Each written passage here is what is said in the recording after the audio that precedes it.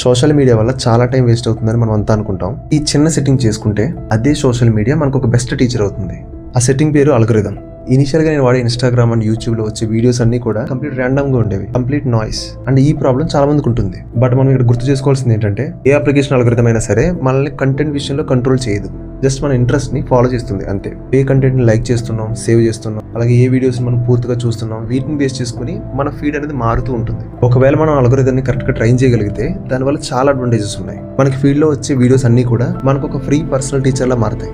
Second one, మన similar field లో already start చేసి గ్రో అవుతున్న వాళ్ళ జర్నీని మనం విట్నెస్ చేయొచ్చు, నేర్చుకోవచ్చు. థర్డ్ వన్, మనం బయట నేర్చుకునే కోర్సెస్ కానీ స్కిల్స్ కి సంబంధించిన వీడియోస్ సోషల్ మీడియాలో కూడా కన్సూమ్ చేయడం వల్ల మన స్పీడ్ ఆఫ్ లెర్నింగ్ పెరుగుతుంది. అలాగే మనకి ఇక్కడ కన్సిస్టెన్సీ అడ్వాంటేజ్ కూడా ఉంటుంది. స్టిల్ ఇక్కడ ఒక ఇబ్బంది ఉంది. కంటిన్యూస్ గా నాలెడ్జ్ ని కలెక్ట్ చేస్తూ దాని లైఫ్ లో ఎక్కడ అప్లై చేయకుండా ఉండడం. మన లెర్నింగ్ అండ్ ఎగ్జిక్యూషన్ బ్యాలెన్స్ లో ఉండాలి. సో చివరిగా ఏం చేద్దాం అంటారు?